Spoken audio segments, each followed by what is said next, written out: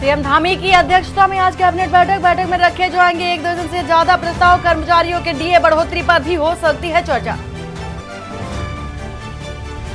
खेल परिवहन उद्यान में चयनित अभ्यर्थियों को मिलेगा नियुक्ति पत्र। मुख्यमंत्री कैंप कार्यालय में समारोह का आयोजन। सीएम धामी समारोह में करेंगे शिरकत। कांग्रेस प्रदेश अध्यक्ष करण मारा ने की प्रेस वार्ता। बीजेपी सरकार पर जमकर साधा निशाना। 2024 में कांग्रेस गठबंधन की सरकार बनने का किया है दावा। 4 धाम के लिए पंजीकरण होगा अनिवार्य। ऑनलाइन, ऑफलाइन और कॉल के जरिए जल्द कर सकेंगे रजिस्ट्रेशन। 10 मई को खुलेंगे केदारनाथ के कपाट। 6 मई को पंचमुखी डोली केदारनाथ के लिए प्रस्थान करेगी। 3 दिन में धाम पहुंचेगी डोली। उपभोक्ताओं के लिए राहत भरी खबर। अगले महीने घटेंगे बिजली के दाम। बिल आएगा कब?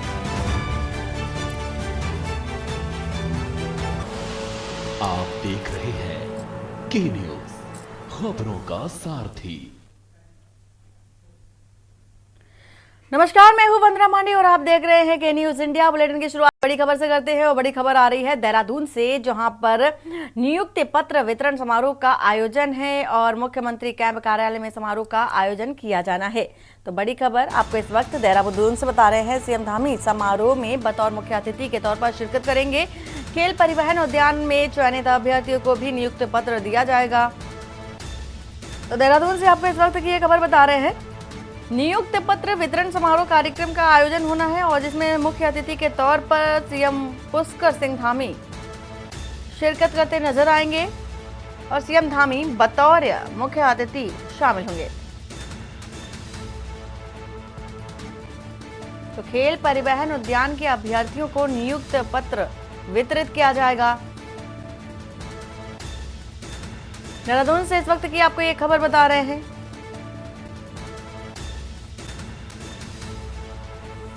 तो नियुक्ति पत्र वितरित किए जाएंगे। सीएम पुष्कर सिंह धामी नियुक्ति पत्र वितरित करते नजर आएंगे। साथ ही साथ खेल और परिवहन उद्यान से जुड़े अभ्यर्थियों को भी नियुक्ति पत्र दिया जाएगा। नियुक्ति पत्र वितरण समारोह कार्यक्रम का आयोजन होना है। मुख्य मंत्री कैंप कार्यालय में समारोह का आयोजन होना है। सीएम पुष्कर सिंह धामी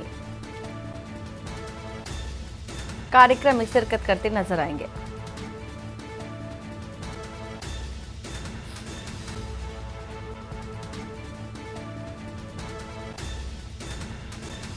तो देहरादून से आपको इस वक्त की ये खबर बता रहे हैं, जहां पर मुख्यमंत्री कैंप कार्यालय में समारोह का आयोजन होना है।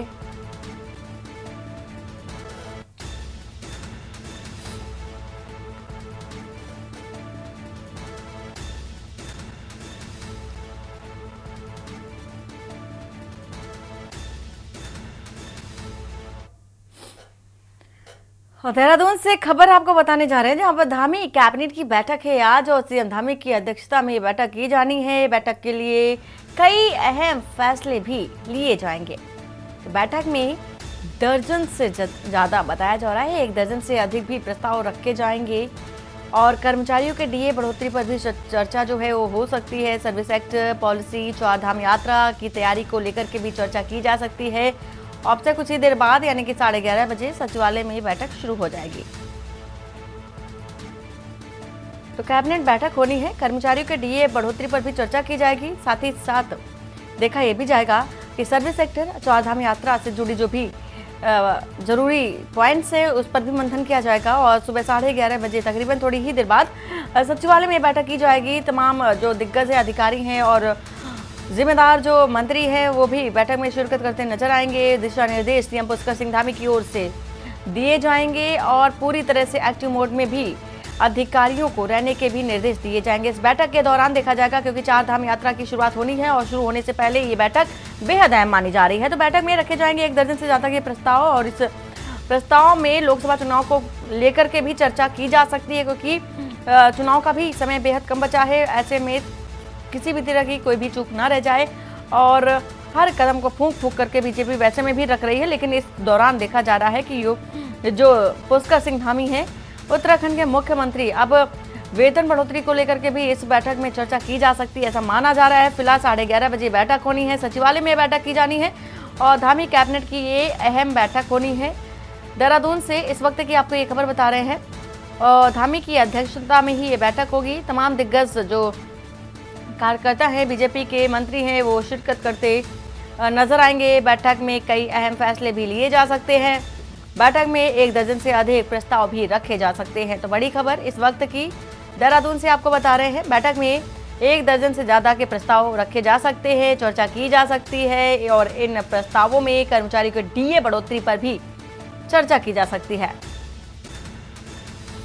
और अंकित काला इसी खबर पर हमारे साथ जुड़ चुके हैं। अंकित, आज का दिन बेहद महत्वपूर्ण है, कैबिनेट की बैठक की जानी है, पूरी जानकारी विस्तार से बताइए। संबोधन के लिए और साथ ही मैं धन्यवाद देना चाहती हूँ हमारी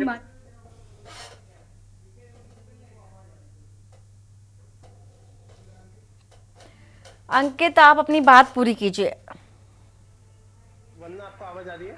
हाँ जी, बिल्कुल आ रही।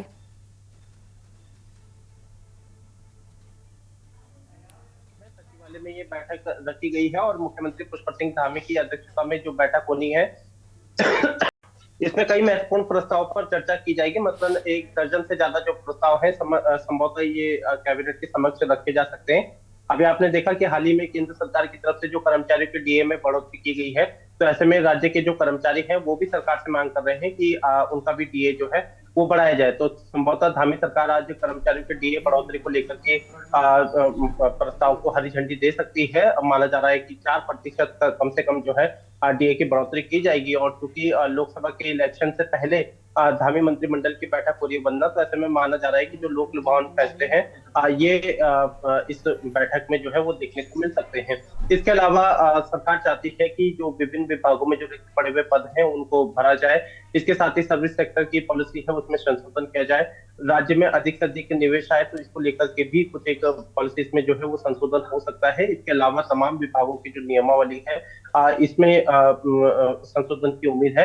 तो ऐसे अनगिनत फैसले हैं वंदना, जो जिसमें कि आज चर्चा होने की संभावना है। और चारधाम यात्रा उत्तराखंड की प्रसिद्ध चारधाम यात्रा है और चारधाम यात्रा के माध्यम से उत्तराखंड की आर्थिकी में इसका सकारात्मक प्रभाव पड़ता है। तो चारधाम यात्रा में किस तरह की सुविधाएं होगी, इन सब चीजों को लेकर के चर्चा की जाएगी। स्वास्थ्य विभाग में जो उचित जो विशेषज्ञ डॉक्टर हैं उनकी काफी कमी है, तो सरकार उस कमी को भी दूर करने की कोशिश करेगी और इसके संबंध में कुछ एक प्रस्ताव जो है वो आ सकते हैं। तो अब थोड़ी देर में मुख्यमंत्री पुष्कर सिंह धामी सचिवालय में पहुंचने वाले हैं और तमाम जो राज्य के कैबिनेट मंत्री हैं वो इस बैठक में उपस्थित लेंगे और सभी जो प्रस्ताव है इसको हरी झंडी मिलने की संभावना है।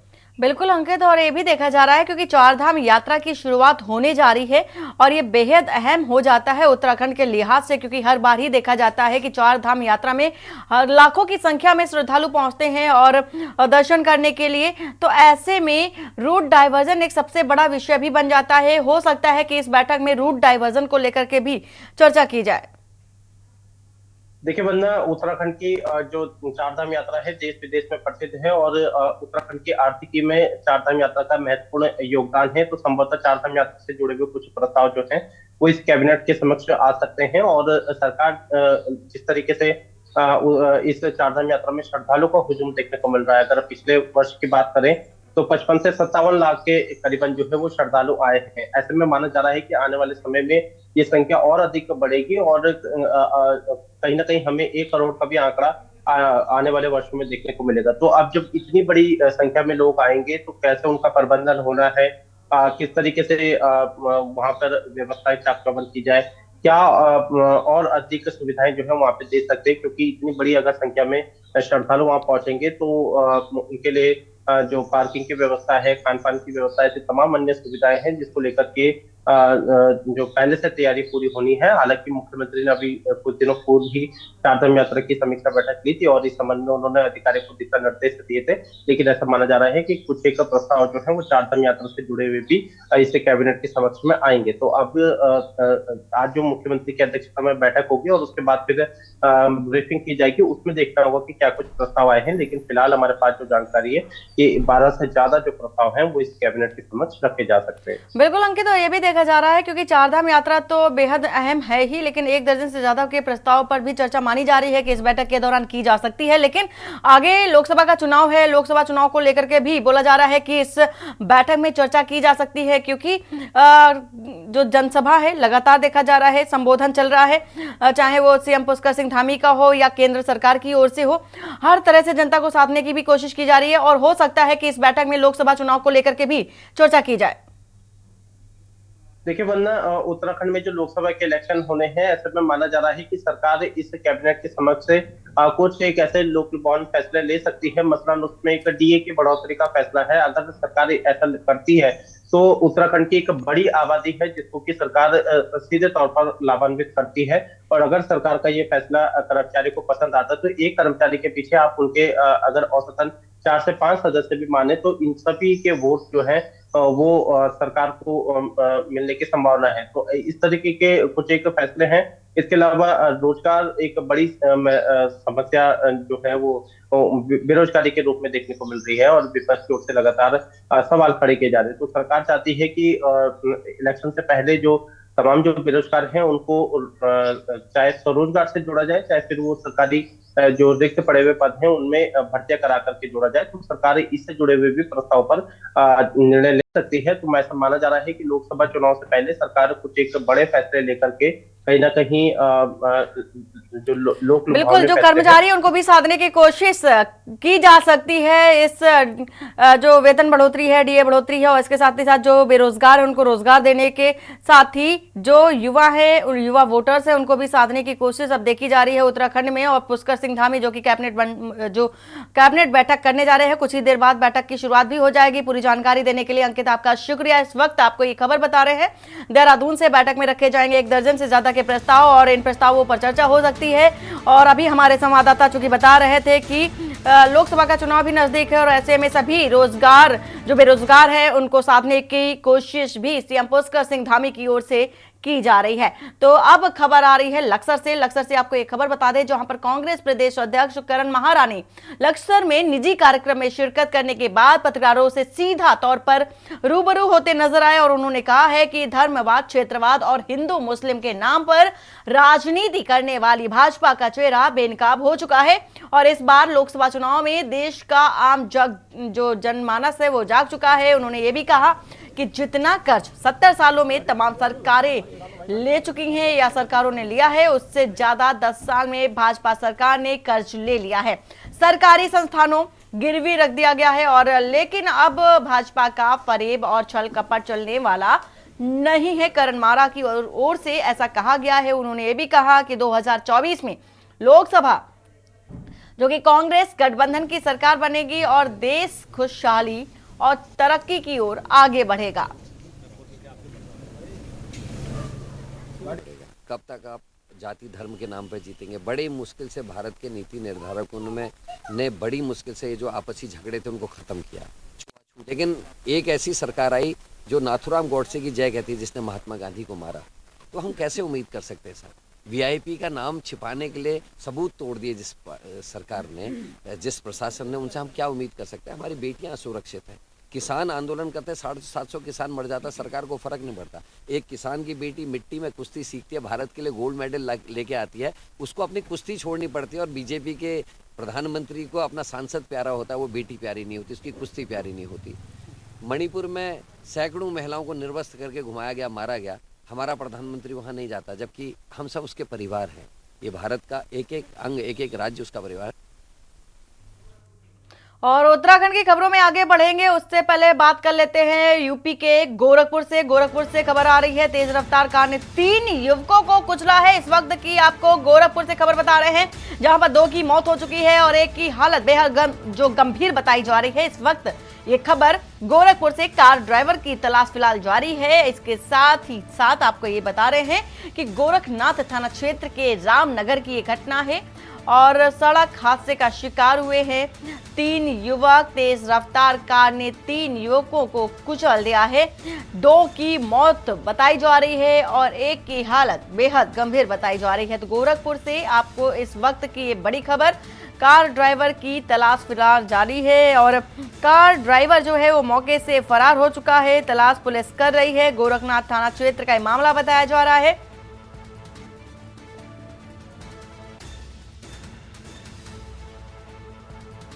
ब्यूरो चीफ राम शंकर इसी खबर पर है। राम शंकर, क्या कुछ जानकारी निकल कर आ रही है सामने?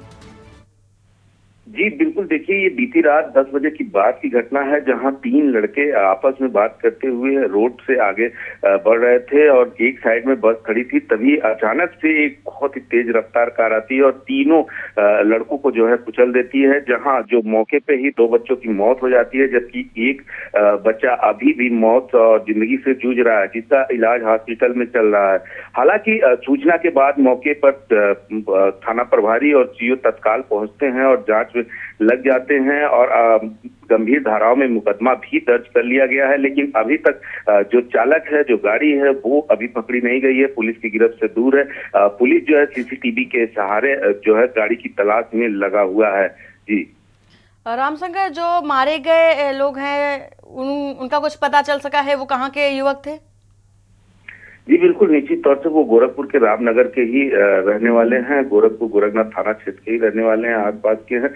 चूंकि रात का समय था, कभी कभी होता ये है कि बच्चे जो है बाहर भी रोड पे टहलने चले जाते हैं और जिस तरह से आप वीडियो में साफ देख भी सकते हैं कि वो टहलते आ रहे थे। एक तरफ चूंकि साइड में बस खड़ा था और बस वो क्रॉस कर रहे थे, तभी ये गाड़ी आती है और काफी स्पीड में होती है और तीनों बच्चों को कुचलते हुए सीधे आगे निकल जाती है। जी, पूरी जानकारी देने के लिए आपका शुक्रिया रामशंकर। फिलहाल ये गोरखपुर से खबर बता रहे हैं आपको। तेज रफ्तार कार ने 3 युवकों को टक्कर मार दी। 2 की मौत बताई जा रही है और एक की हालत बेहद गंभीर बताई जा रही है। तस्वीरें आपको दिखा रहे हैं सीसीटीवी की और इस तस्वीर में आप देख सकते हैं कि एक तेज रफ्तार कार आती है और पीछे से जो आगे बाइक सवार चल रहे होते हैं उनको टक्कर मार देती है और तीनों ही बाइक सवार गिर जाते हैं और जिसमें से 2 की मौत बताई जा रही है। मौके पर ही दोनों लोगों की मौत हो जाती है और एक की हालत बेहद गंभीर बताई जा रही है।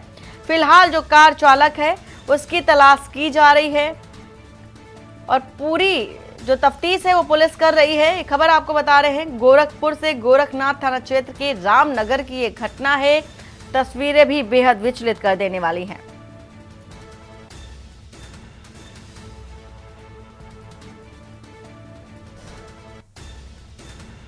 तेज रफ्तार का कहर देखा गया है गोरखपुर में, जहां पर एक कार ने बाइक सवार को टक्कर मार दी है और बाइक पर सवार 3 लोग, जिसमें से 2 की मौत बताई जा रही है और एक की हालत गंभीर बताई जा रही है। तो ये तस्वीरें आपको दिखा रहे हैं इस वक्त गोरखपुर से, जहां पर तेज रफ्तार का कहर देखा गया। और अब बढ़ते हैं उत्तराखंड की खबरों की ओर। उत्तराखंड में आंगनबाड़ी कार्यकर्तियों उनमें पिछले महीने से ही अपनी मांगों के समर्थन में लगातार धरना प्रदर्शन कर रैली निकाल रही हैं। आंगनबाड़ी कार्यकर्तियों की मांग है कि या तो उन्हें 18,000 का मानदेय दिया जाए या उन्हें राजकीय कर्मचारी घोषित कर दिया जाए, जिसके चलते आंगनबाड़ी वर्कर्स 20 फरवरी से कार्य बहिष्कार पर है। देखिए इस खास रिपोर्ट में। लगातार हो रहे धरना प्रदर्शन को लेकर महिला सशक्तिकरण एवं बाल विकास मंत्री रेखा आर्य ने भी माना है कि आंगनबाड़ी कार्यकर्त्री जितनी सेवा करती हैं, उसके हिसाब से मानदेय बेहद कम है और इसे बढ़ाया जाना चाहिए। सरकार इसे बढ़ाती भी आई है। राज्य की वित्तीय स्थिति पर निर्भर करता है कि आने वाले समय में बढ़ोतरी किस स्तर पर की जाए, लेकिन हमारी मंशा बढ़ोतरी करने की है। जैसे ही वित्तीय संसाधन इसकी स्वीकृति देंगे तो इसे भी किया जाएगा। देखिए, आंगनबाड़ी बहनों से तो हमारी यही अपील है कि वह भारतीय जनता पार्टी की सरकार को 2017 से लेकर अभी तक वो देख रही हैं। मुझे भी वे 2017 से लेकर 2024 तक में देख रही हैं। जिस प्रकार के उनके हितों में निर्णय करे हैं, चाहे मानदेय वृद्धि को लेकर हो, चाहे समय पर वेतन आने को लेकर हो, चाहे भवन का किराया देने को लेकर हो, चाहे आंगनबाड़ी कल्याण कोष में उन धनराशि बढ़ाए जाने को लेकर हो, या आंगनबाड़ी कार्यकर्ती सम्मान पुरस्कार को बढ़ाए जाने के रूप में हो, और चाहे मिनी आंगनबाड़ी कार्यकर्तियों का उच्चीकरण हो। उत्तराखंड राज्य आंगनबाड़ी कर्मचारी संघ ने आंगनबाड़ी कार्यकर्तियों को राज्य कर्मचारी घोषित किए जाने, भविष्य निधि, ग्रेच्युटी चिकित्सा सुविधा लागू करने, सेवानिवृत्ति की आयु 60 वर्ष से बढ़ाकर 62 वर्ष करने और सेवानिवृत्ति के बाद गैर अंशदायी मासिक पेंशन दिए जाने जैसी मांगों को लेकर धरना प्रदर्शन कर रही हैं। वहीं महिला सशक्तिकरण एवं बाल विकास मंत्री ने आंगनबाड़ी कार्यकर्तियों से अपील की है कि वे सरकार पर भरोसा रखें और जिस प्रकार से उनके हित में निर्णय लिए गए हैं, चाहे वे मानदेय वृद्धि हो, वेतन समय से देने या भवन के किराया देने को संबंधित और आंगनबाड़ी कोष में धनराशि बढ़ाए जाने की बात हो और आंगनबाड़ी सम्मान पुरस्कार की राशि बढ़ाए जाने की बात हो, ऐसे ही कई ऐतिहासिक निर्णय सरकार ने किए हैं और सरकार पर भरोसा और धैर्य रखने की बेहद जरूरत है। सरकार आंगनबाड़ी कार्यकर्तियों को अहम हिस्सा मानती है और उनके लिए प्रतिबद्ध भी है। आंगनबाड़ी कार्यकर्ती जो यदि हड़ताल पर हैं या वो किसी प्रकार से भी आंदोलनरत हैं, मुख्यतः उनकी मांग राज्य कर्मचारी बनाए जाने को लेकर है। मुख्यतः उनकी मांग मानदेय में 17,000 से 27,000 तक किए जाने की है। चूंकि मैंने ये बात अभी मंच के माध्यम से, भाषण के माध्यम से कहा है कि वाकई वो जितनी सेवा करती हैं उसके बराबर बेशक हमारा मानदेय बहुत कम है, मैं भी इस बात को स्वीकार करती हूं और इसको बढ़ाया जाना चाहिए और सरकार इसको बढ़ाती भी आई है जितना धामी जी ने बढ़ाया अपने समय में। बता दें कि राज्य में 20,067 आंगनबाड़ी केंद्र और 35,000 से अधिक आंगनबाड़ी कार्यकर्ता और सहायिका और आंगनबाड़ी कार्यकर्तियों का कहना है कि यदि उनकी मांगों एवं समस्याओं को निस्तारित नहीं किया जाता और इसके साथ ही साथ उनके निस्तारण को लेकर कदम नहीं उठाए जाते तो उनका कार्य बहिष्कार जारी रहेगा, जिस कारण प्रदेश में आंगनबाड़ी केंद्रों में ताली लटके हुए हैं और कामकाज पूरी तरह से बाधित हो रहा है। Special news Uttarakhand desk.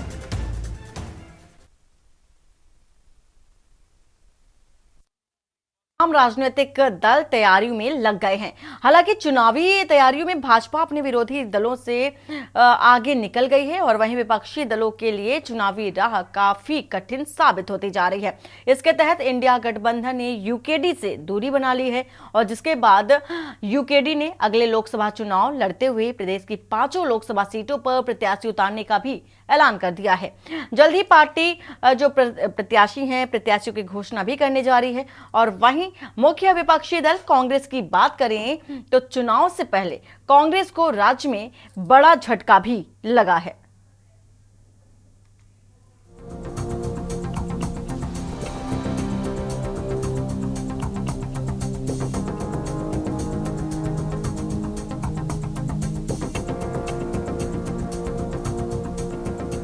देवभूमि उत्तराखंड के चुनावी दंगल को जीतने के लिए तमाम राजनीतिक दलों की तैयारियां चल रही हैं। बीजेपी जहां ताबड़तोड़ रैलियां करने के साथ ही बैठकों में चुनावी गुड़ा भाग में लगी हुई है, तो वहीं दूसरी ओर विपक्षी दलों की राहें दिन प्रतिदिन कठिन होती जा रही हैं। दरअसल पिछले लोकसभा चुनाव में गढ़वाल सीट से कांग्रेस प्रत्याशी रहे मनीष खंडूडी ने पार्टी की प्राथमिक सदस्यता से त्याग पत्र देकर भाजपा का दामन थाम लिया है।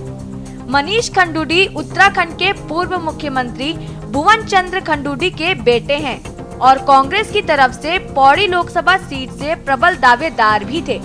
लेकिन चुनाव की दहलीज पर पहुंचते ही मनीष खंडूडी ने कांग्रेस से अपना रिश्ता तोड़कर कांग्रेस के पूरे समीकरण को बिगाड़ दिया है।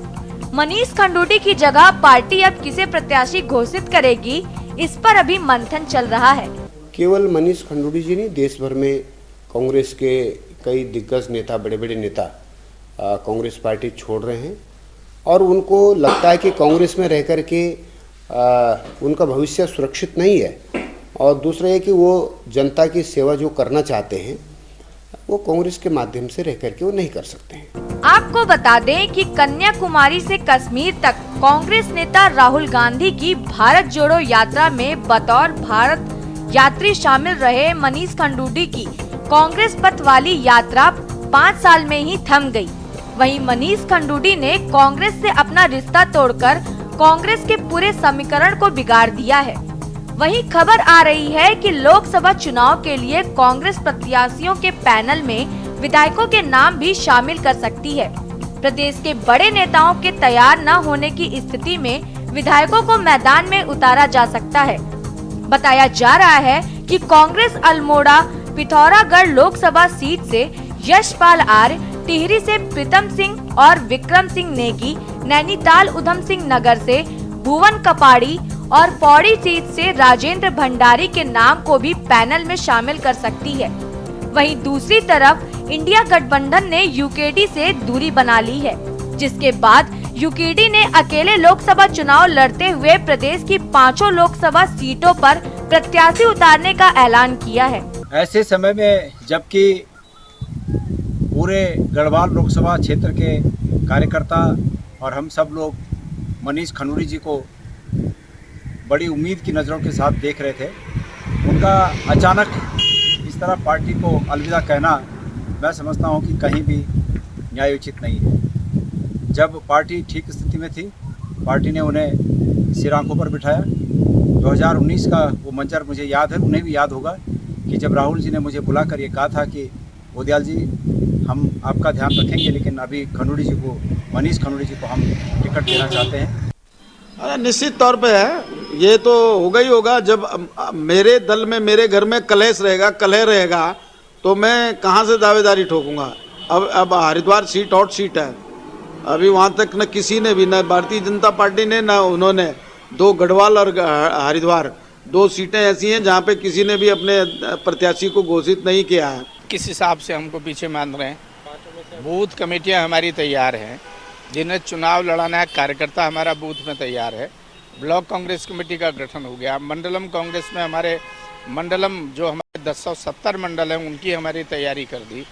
प्रदेश कांग्रेस कमेटी पूरी वर्किंग में है और हमारी 4-5 हमने लोकसभा के कोऑर्डिनेटर वरिष्ठ नेताओं को बनाया है, वो क्षेत्र में काम कर रहे हैं। कांग्रेस पार्टी पूरी तरह तैयार है। देखिए, टिकट जब तक चुनाव की घोषणा नहीं हो जाती, अभी तो चुनाव आयोग का कार्यक्रम ही नहीं आया। कुल मिलाकर लोकसभा चुनाव के लिए समय बेहद कम है।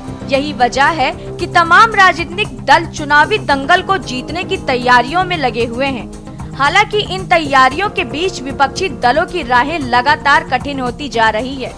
ऐसे में सवाल ये है कि बिन तैयारी विपक्षी एकजुटता कैसे भाजपा की जीत के रथ को रोक पाने में कामयाब होगी।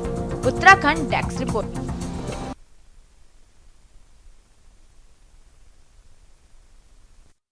खबरों के लिए बने रहिए आपके न्यूज इंडिया के साथ। नमस्कार।